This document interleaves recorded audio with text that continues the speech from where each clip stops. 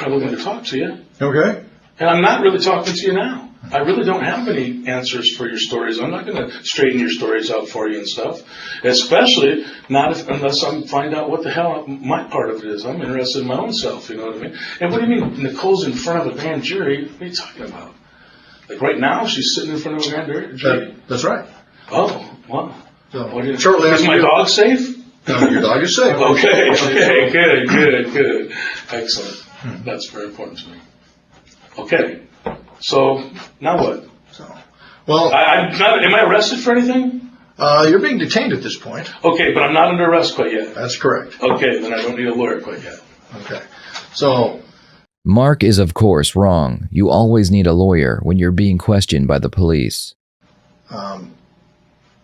She is indicated that certain things took place after this robbery, theft, whatever it was, the one where the FedEx guy came to the house, and I think he wanted to call the police, and she said, no, please call Mark, and I think is that right? I'm not going to say whether that's right now, but is that your understanding? I'm listening to your story. Okay. And from there, the series of events unfolded involving one of your club brothers, or former club brothers. Okay. Okay. And that's where some of this comes about, and it's up to you to clarify for this what all took place, because there's fingers. Man, you know what? The story that you're talking about is somebody else's story. Okay. You're going to have to talk to somebody else. Who do you suggest we chat with? I'm not throwing names. I told you. It's somebody else's story. You're the cop. Figure it out. Talk to somebody else. It's not my story. I'm not. I think you know that we've got it pretty well figured out. The question is, you're in a bit of a hole. We're trying to offer you a ladder to get out of this hole. Man, okay? Because here we've got Nicole sitting in front of a grand jury right now, and she's testifying to them. Okay? We know what she's going to tell them. Okay. We presume. That's not an issue. We have other people we've talked to, and I think you know who most of those people are. Well, you think wrong, but anyway, okay. Okay. There's several others, either now or shortly, are sitting in rooms like you are. Okay. Okay. But tell me something that means something to me. None of this means much to me so far. And Nicole, man, she's got real problems, and her problem is she's sitting in front of a grand jury right now. Mm-hmm. I'm pretty sure her problems are going to probably unfold in front of them. So in any case, whatever, man. Talk to me about that later after she gets out of the grand jury. You'll see what I'm saying. Nicole's got some serious problems, and she's got some serious lying problems. And if all her lies blow up in her face today, well, it's about time. Maybe that'll help her out a little bit. Maybe this whole experience will help her quit making up bullshit and telling lies. So anyway, that's enough about Nicole for me. You got her in front of a grand jury. You got all the story you need from her. Now, what else would you like from me? Mark is waiting for the police to tell him they suspect him of committing a crime so he can ask for a lawyer. Like I said before, he is afraid of appearing guilty, so he wants the detectives to give him a reason to request a lawyer. The detectives know this, which is why they have not accused him of anything, and they've been very vague in their questioning. Well, I guess that depends on what you're willing to talk to us about. You don't want to give us names, so I'm not sure how we can talk about the folks that you think we should go talk to. I don't think you should go talk to anybody. I don't care what you do, man. I really do not care what you do. You're not telling me, what am I doing sitting here? You haven't even told me that yet. Why am I here? Because of things that happened to me? I'm here because of stuff that happened to me. What happened to you? What happened to you? You guys are telling the stories. You're telling the stories. We haven't said anything happened to you. What happened to you? Well, you said I was the one that showed up with somebody else in a car or something like that when the FedEx man called and stuff. You're telling me the story. Wouldn't that be something that happened to me? I thought you meant like you committed a crime. Or something. You are a cop to the bone. You're a cop to the bone. That's funny, man. Yeah.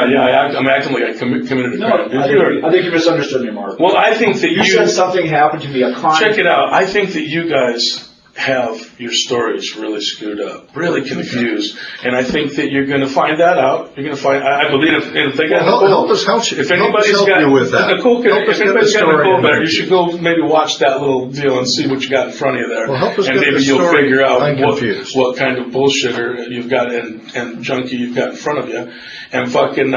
In the end, then come tell me you got that I did something. I don't even know what you haven't told me that I did anything wrong yet. Do you suspect me of something? Well, help us get this unconfused. Because if you suspect me of doing a crime, let me know so I can get a lawyer. You know what I mean? Okay. Don't. I don't think we've accused you of committing a crime. No, you haven't, and that's why I'm still looking at these marks on my wrists and going, man, what a way to treat somebody who's not suspected of doing a crime. Okay. You know? So help us get this thing unconfused. Because you're saying, go talk to people, but we don't know who to talk to. Here you go. Okay. All right, man.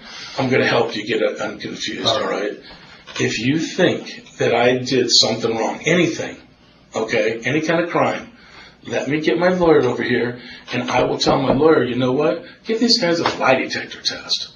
Just take a lie detector test. Don't make these cops suspect the wrong people. So if you guys think I did anything wrong, hit me with a lie detector test or something. I've got nothing to fucking hide. Now it's Mark's turn to bluff. During these interrogations, sometimes you will hear the suspects say, "Just give me a lie detector test." This is their way of bluffing the police by telling them they are so confident in their answers that they aren't scared of a device that will tell the police if they're lying or not. I got nothing to hide, and I just got nothing to say. It's against my fucking nature to sit here and talk to cops. Now, I told you more than I probably wish I would have already, okay? I should have even told you my name. You know what I mean? You got my name. You're playing games. You don't need to know my name. You knew my name before you brought me in here. In any case, if you think I did something, and you really do, if you really think I did something wrong, then you guys maybe think about giving me a lie detector test and see, lay it out. Lay what you think I did out on a lie detector test. I just want a lawyer there just to make sure that I'm doing the right thing or whatever. But I'm willing to do that just so you guys don't bark up the wrong tree. But I'm not willing to sit here and tell you stories like some piece of shit rat. Okay? You got your world, I got mine. Mm-hmm. In my world, rats are pieces of shit. I'm not going to sit here telling on Nicole. I'm not going to sit here telling on anybody. I'm not going to sit here telling on anybody for anything. For whatever. Did she tell you that Bagger was one of the people who came and tied her up? I'm not going to answer any more questions for you. Okay. At all, or just about that incident? I think the truth is, I think I'll just not answer any more at all and have you guys arrest me so I can see what the hell I'm under arrest for if you're not going to tell me. Because I want to know where I fit in. You know, I hear what you're barking at and stuff, and I don't really understand some of the stuff, why in the hell you even care about it, because I'm not going to press no charges on anybody, so I don't even know why you guys even give a shit. But I am interested in what the hell I'm going to get arrested for, so arrest me for it so we can go from there. In a last-ditch effort, the detectives ask Mark about his interactions with Robert. They are hoping Mark will say that he did not like him or they did not get along. Even though Mark should have never answered any questions and immediately asked for a lawyer, he has done a great job not giving the detectives any more information that could be used against him. I'm not going to tell stories about the club and this and that and why, I'm telling you, I've already told you the common stuff. This is what pretty much everybody knows. It ain't hard for you guys to find out that the fucking guy got kicked out of our motorcycle club. Sure. That is not hard to find out. When's the last time you were actually eyes on with Bagger? Was he a club member then, or was it after? Did he ever flip you off at some stop? At the same time he was going. I saw him when he was going out. Okay. I saw him go. He was and wasn't at the same time. Okay. The last time I saw him, that's the last time. He was until we told him get the fuck out of here, and then he wasn't. So I saw him. He was and wasn't that same day, and that's the last time I've ever seen him. Okay. Did he ever come by and vandalize anything of yours? No. Okay. Hell no. Bagger. Well, is he a cheap shot guy, or is he someone? I really don't know, and like I said, I'm not going to answer questions about Bagger. Okay, but he never did anything to you. No. Okay, you never went eyes on with him again after that when he was out of the club. He respected me, I think, and he talked very nice to me anytime I ever saw him.